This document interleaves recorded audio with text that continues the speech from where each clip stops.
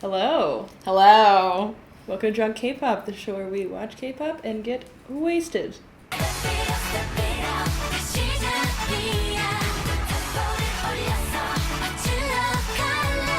I'm Claire. And I'm Abby. And we are your K-pop moms, your spiritual moms who have not birthed any children of any kind. But we are here to guide you nonetheless on this journey. Especially today. Yes. Today is a very exciting day. So, as we've mentioned before, we are K-pop moms. We've been around in the scene for a long time. Now is our time to drop our experience and information on you. Are you ready? Are you? I hope you're ready because we're going in. This is going to be a long one, so buckle up. Yeah, you thought our other videos were long? Joke's on you. Try it. Get a snack, get a drink, whatever kind of drink that you'd like to drink. Yes, drink with us. Yes. It's now the end of the decade of 2010 to 2020. Mm-hmm. This has been a huge, impactful decade for K-pop especially. So now is our time. We're going to unpack every single year and what happened, when, and why. Some important trends, some important songs, and exactly what mattered, basically. Mm-hmm. I'm so stoked. This is like our dissertation on the last decade of K-pop, of K-pop's most important decade to date. And I'm really, really stoked. It's finally time. It's our time to shine. Yay! Yes! All right, let's talk about, before we even get to 2010s, let's talk about 2009 and the state of K-pop going into the new decade. Because 2009 was a huge, huge year for idol music in particular. That was really where things started to really pick up. Mm-hmm. I mean, you can listen to like early 2000s things and they're fine. There's a lot of fun stuff. HOT's fun. Sotaeji's fun. They're, Finkel, all of those. Good stuff, but it's not really, it only reached to the end of that decade where we sort of start getting into the idol music as we know it now. Mm-hmm. Like the real forerunners of this genre as we know it. SNSD and SHINee, Super Junior Sorry Sorry. 21's I Don't Care and Fire, and Big Bang, Lollipop, Haru Haru, all of those too. So good. 2009. Quality year. So we're riding on a high into 2010, the first year of the decade. Ooh. So what are we going to talk about in 2010? So 2010 is sort of it's a big year for a lot of people, but in particular, it's the start of a wave of domination by the one and only Miss IU. Queen among queens. Truly.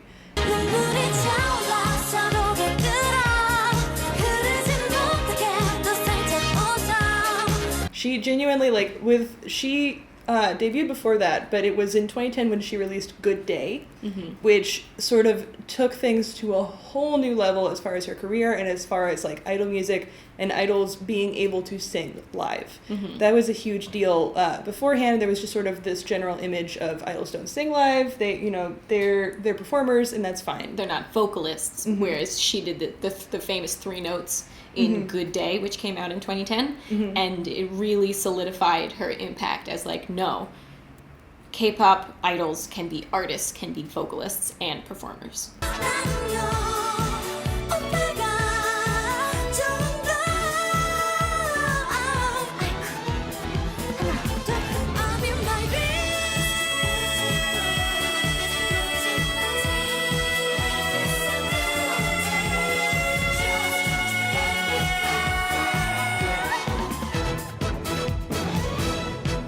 And so, thanks to that now, she has now collectively had 3 number 1 albums and 20 number 1 singles on the charts.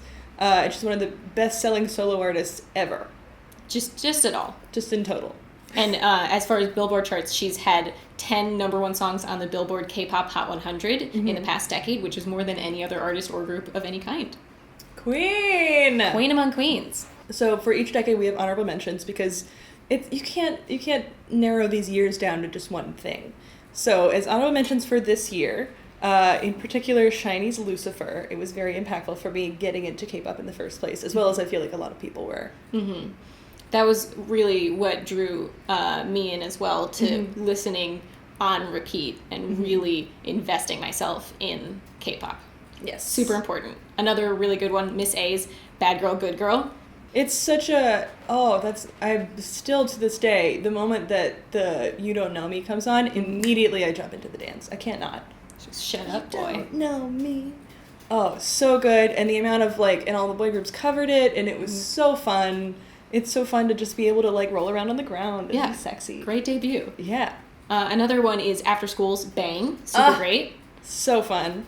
And then final honorable mention is FT Island's Love, Love, Love. FT Island are also super impactful as far as the decade goes of just being able to, they were one of the first idol groups that were playing instruments and really doing this different genre, and they just really racked it up the whole decade. They just were solid. 2011. Ooh. So 2011 we decided would be the rise of the girl crush concept, featuring 21's I Am the Best, SNSD, The Boys, Hyuna's Bubble Pop, and Sixth Sense by Brown Eyed Girls. Girls, bring the boys out! Yeah, I mean, before that, there were still, like, some girl crush and stuff before that, but 2011 was really a huge year for this concept of women holding on to themselves, holding on to their own image and their own ideas, and really taking that to the next level. A common trope for K-pop in girl groups is that they're all girl next door level stuff, like G-type things, which is great, but that's not what everything is, and besides lumping everyone in is generally a little bit xenophobic. There's so much more diversity in what a girl group can be and what femininity can be in that performance value that I think really came out in this year in a variety of different artists. Honorable mentions for 2011, t-ara's Roly Poly. Everyone and their mother covered that song. Again, that's another one that the moment it starts, I immediately start doing the dance because you can't not. t-ara were hugely impactful in this decade, and this song really was a huge part of that. This one and Lovey Dovey definitely were huge. Everyone and their mother did covers of these. Yes. Next. Beast Fiction. So good. Again, another one of those that everyone tried to do the foot dance. Foot dance? I can't do it. Shuffle like that. I can't do it. But another one would be M Black's Cry. Oh, I love M Black. M Black is so important. They're really special. If you don't know M Black, please check them out. Look them up. Their music videos are amazing. Their lives are amazing. They did so much cool stuff. And they're just like fun dudes. Fun. Just fun. And finally, Troublemaker. Yeah. That was one of the first. We'd had co-ed groups before in the form of co-ed. But Troublemaker was the first one that really took it and went, yes, we're the opposite sex and we can be sexy. Body rolls and making out. Ooh, yeah. Oh, yeah. That was a big scandal in 2011. Oh, my God. They kissed on stage. Holy shit. And now we've just continued to ramp up from there. Yep. It's just been a straight uphill since that. Yep. 2012. Really big year in K-pop globally. We would like to talk about viral sensations with a message featuring Gangnam Style by Psy.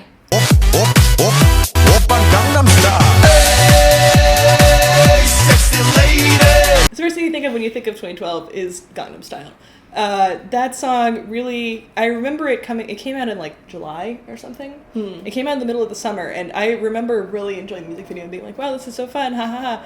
And then it went viral like November. Yeah, like For during some the school strange year. reason. Yeah. Yeah. And I remember experiencing that and being like, what is this? Why are you just now catching on to this? Yeah. Yes, it's a super fun song. Yes, this video is hilarious. Why is it only now? Yeah. But it really did put K-pop on the map globally in a major way and should be recognized more so not only for just putting it out there, but also for the social commentary along with the silly dance and everything like that. It's a view on classism in Seoul, especially in the Gangnam district, and people trying to look more wealthy than they actually are. And I think it's a really cool song along with being fluffy and fun. And I think that was starting to be something recognized in 2012. It's a straight up satire. And if you're not aware of it, go watch that video again and listen to it with the lyrics and look at it and be like, oh, wait, this is absolutely making fun of these people that are, you know, doing all of these fancy things in Gangnam all the time. Oh, yes, I'm a Gangnam person. Oh, yes.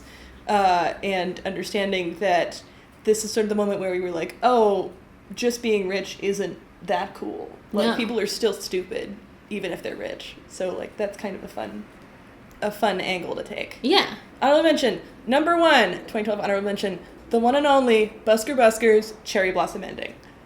Super impactful. Oh my God. It's still, they call it the spring zombie because it comes back every single year the moment spring starts. It's back on the charts.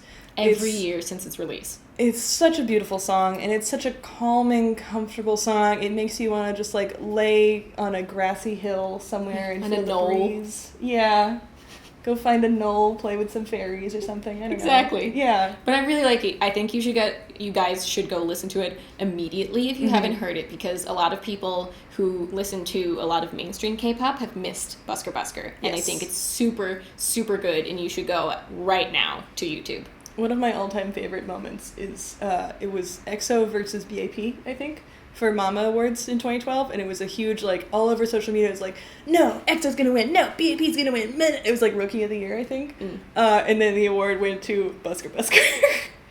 Because they deserved it. They were great. The song was amazing, and the song was streamed everywhere way more than either of the idol groups.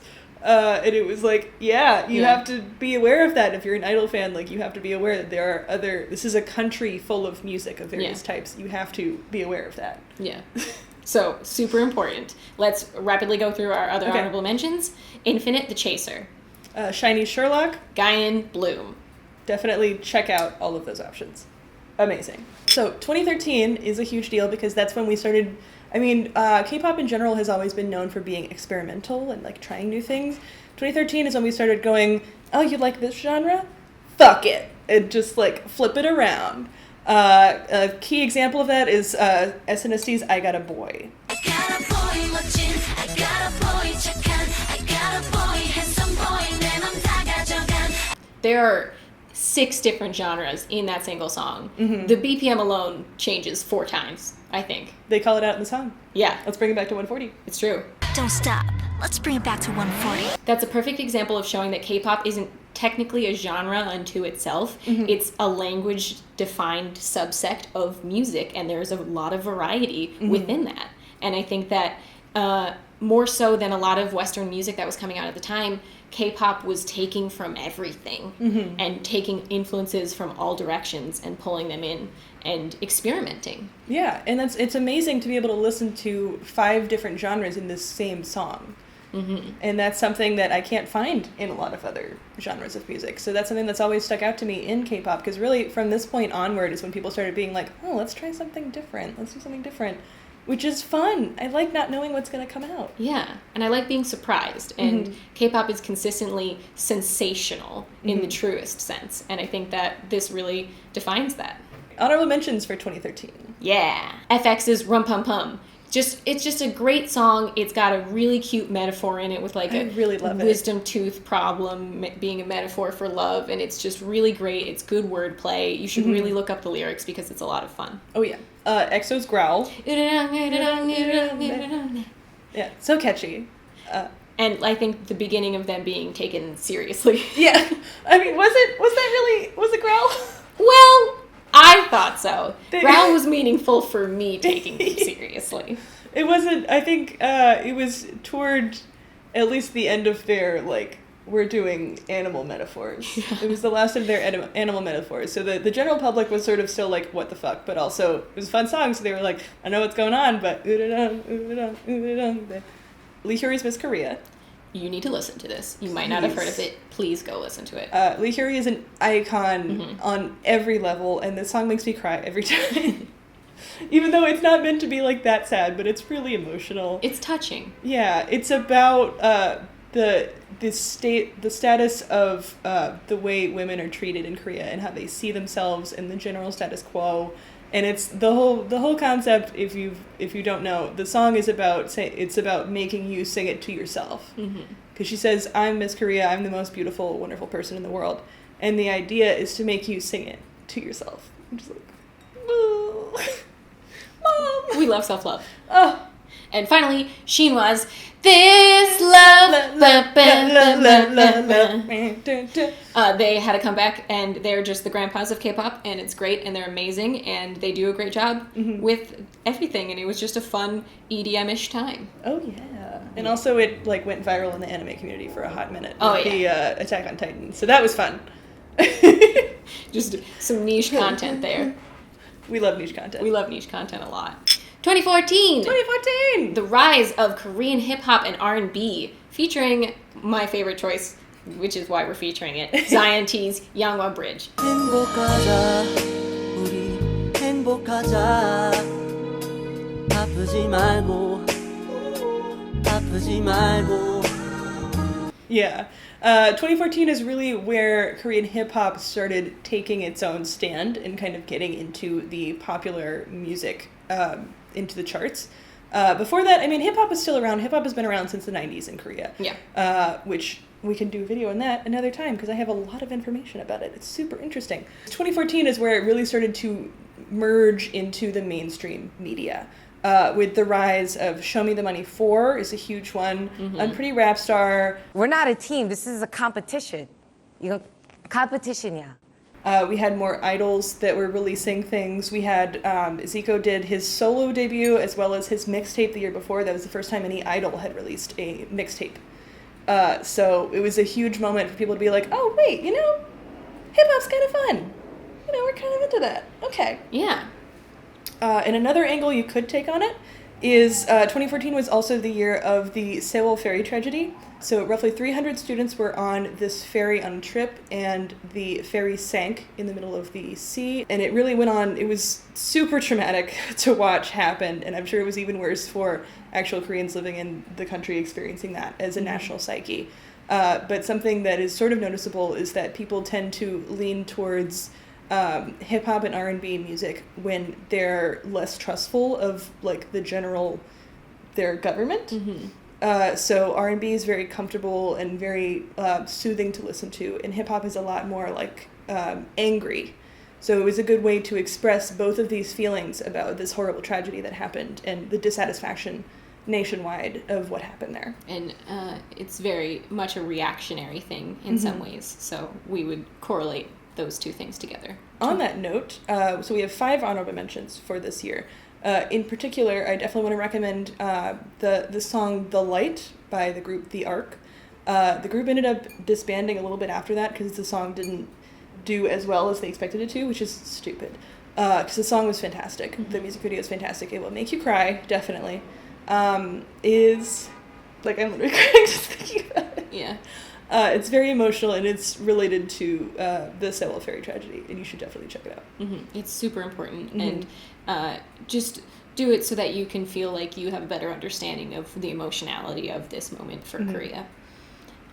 We would like to have other honorable mentions in this year that aren't as sad.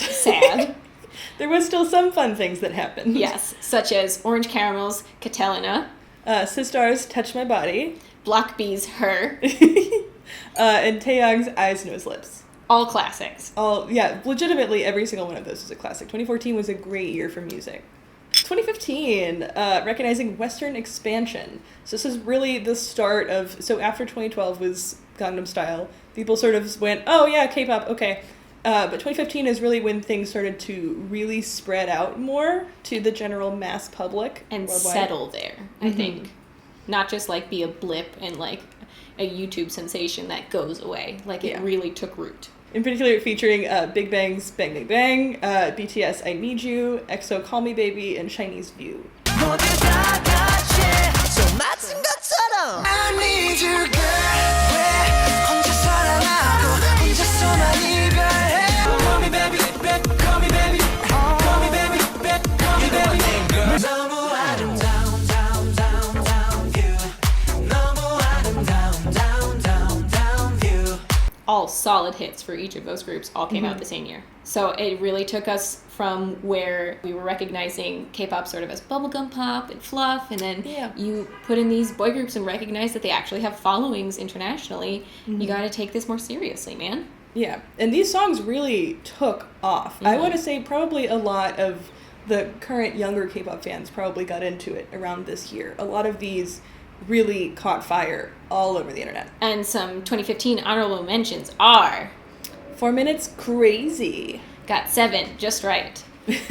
EXID's Up and Down technically came out the year before, but Up and Down is when it went viral and exploded. 2015 is when the fan cam came out, so we're counting it as a 2015 song. Yes. And finally, Show Me the Money, Team Zico and Palo Alto, Turtle Ship. Turtle Ship is so good. Is so good. You should look that up. It's a really fun, interesting callback to Korean history as well, because the Turtle Ship is a distinctive type of ship made by Korean generals, designed for their own warfare, because they're a peninsula. A lot of their warfare is naval, and it's really cool. It's a cool idea, and just really neat that someone came up with that. Yeah, and it pops. Yeah. 2016. 2016, the year of project groups featuring particularly IOI, Pick Me. Pick me, pick me, pick me up.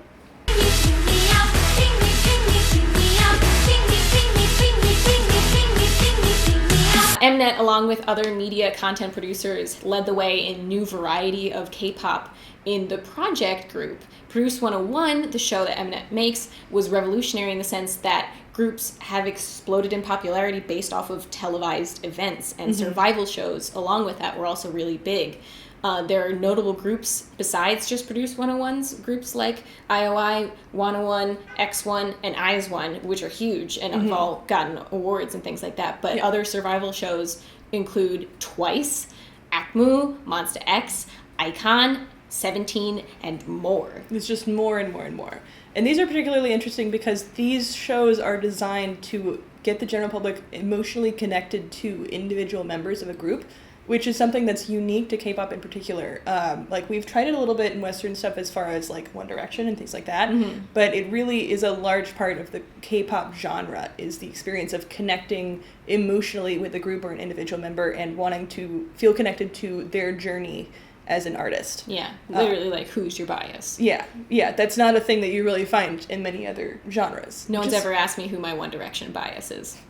Who is your One Direction bias? I don't have one. Despite recent voting fraud controversy, there's been a lot of success and merit in these shows, and they've done really successfully. Yeah. So, 2016, honorable mention songs: BTS, Blood, Sweat, and Tears. Twice, TT and Cheer Up Baby. Zico, I Am You, You Are Me. And finally, Mamamoo Decalcomany? Yeah. Did I pronounce that right? I think. Who knows? It's not a word that I use in everyday life, so No. I just go, the Mamamoo song. But that song makes me feel good. It does. Okay, 2017 is a big year for emotional commentary versus escapism, which is a interesting contrast. Yes, and I'd like to feature two songs in particular, Dean's Instagram and Twice's Likey, which are both technically about the same subject matter, but take them in very different directions. 나의 맘속에 생각이 너무 많네.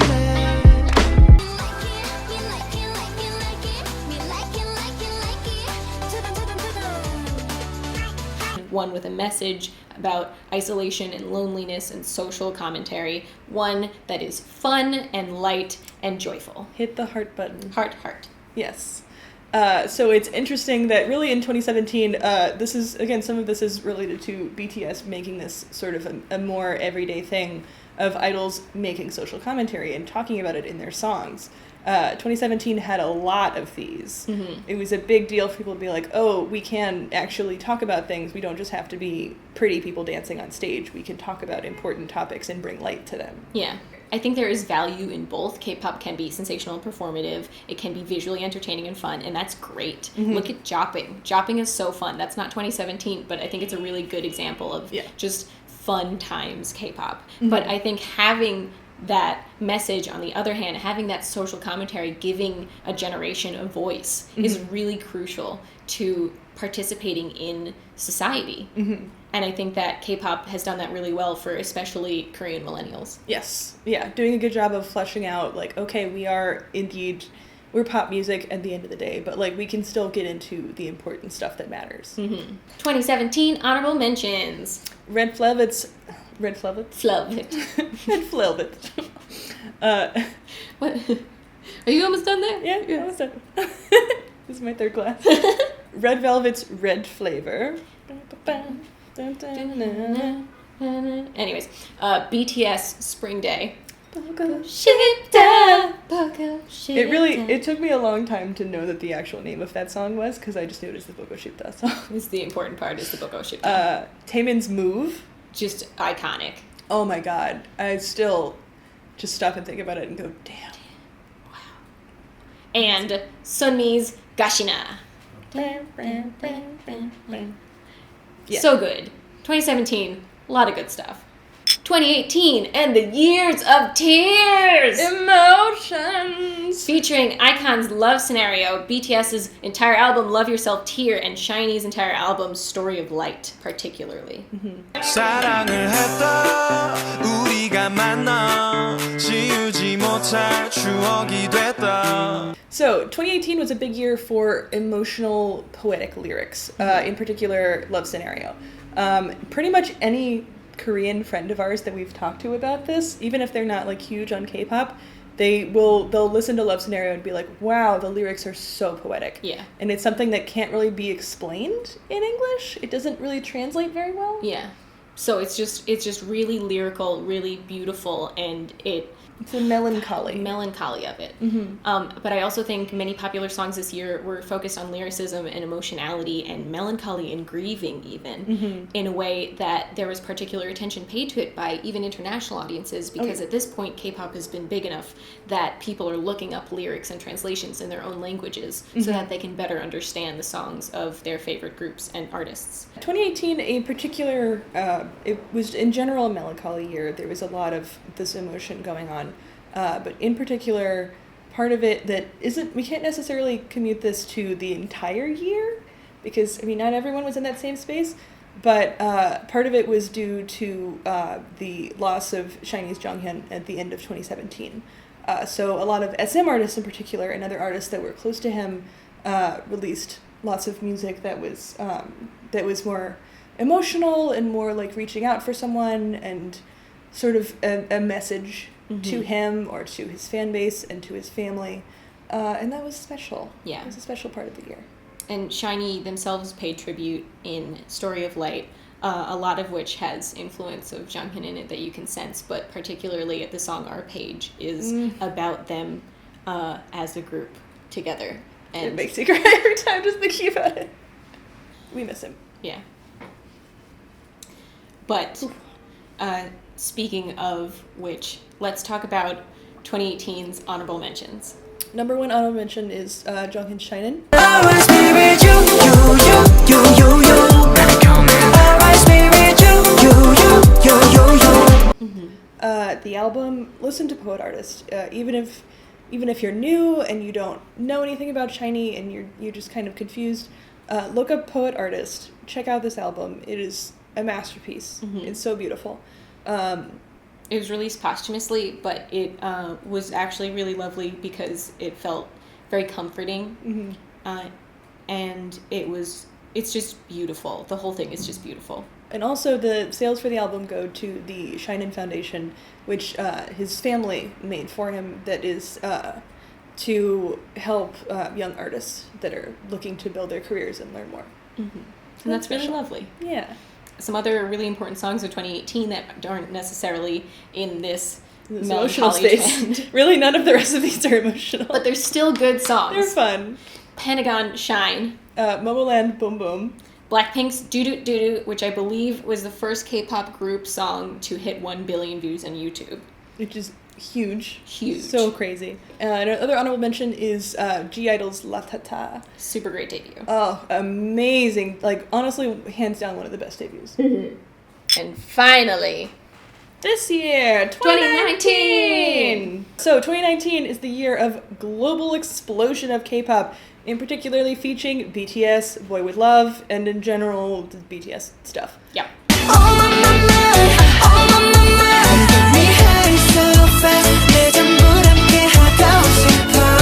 The popularity, the sales, radio play, the features, everything has all gone crazy this year. Yeah. In particular, it's super interesting to see the comparison between like BTS and NCT and Super M of marketing styles. Yes, because I think BTS had a lot of grassroots popularity over the past couple of years through social media in particular, and that's how they found a lot of their fans. Whereas SM groups like NCT groups and Super M, the supergroup, went a more traditional route with marketing and televised events like the Macy's Thanksgiving Day Parade, Which is crazy. That is I would never have expected that to happen. And No. like, that's something that I found so interesting, is that that's really the path that an American artist goes on when they're first getting popular. Is Yeah. they go like, We'll do the Macy's parade. We'll show up at the award shows even if we're not nominated. We'll show up to, do these certain talk shows and things of that sort, and do like BuzzFeed or whatever. Yeah. Though, to say BTS has done those things also. Yes. But I would say their social media impact has been key. Yeah, I think with BTS it's more like that they got popular first, and then the shows and such requested them to be on. Yeah. Versus SM is sort of going the opposite way and requesting to be allowed to be on, and thus gaining more popularity that way through the general public. And that's how Jopping got to #1. Yeah. That's not to say it's not weird to see children with BTS backpacks and folders. It is. It's super weird. As a stan since their debut, weird. Just weird. But exciting. Understandable and exciting, but super weird to feel. Exciting nonetheless. Mm-hmm. We didn't pick any honorable mentions for 2019 because we did a whole video on what's good about 2019's K-pop songs. Check it out in the description box, and I'll attempt to make a little YouTube clicky thingy here. Ta-da! We'll figure it out. I'll figure it out. I'm learning YouTube If not, you're just gonna like watch us go like this, and that's kind of funny anyway. We are really excited. We don't. One can. We're really excited. We're gonna have a stroke on camera, and then just make goat noises until this video is over. We are really excited to see what the 2020s have in store for us and for K-pop as an industry. because it can only go up from here. Oh my god! And how far can it go? That's the true question of how far can it go? Yeah. Like, what's gonna be? I'm a little worried about the milkshake duck phenomenon happening. I'm worried about someone making a singular choice that like fucks up everything, because America's very sensitive in many ways, which is cancel understandable and correct. But it's a concern. So it's going to be interesting to see where that goes. We'll see where culturally everything goes, both domestically and internationally, with K-pop in the future. And I must say, I am excited. I am definitely excited.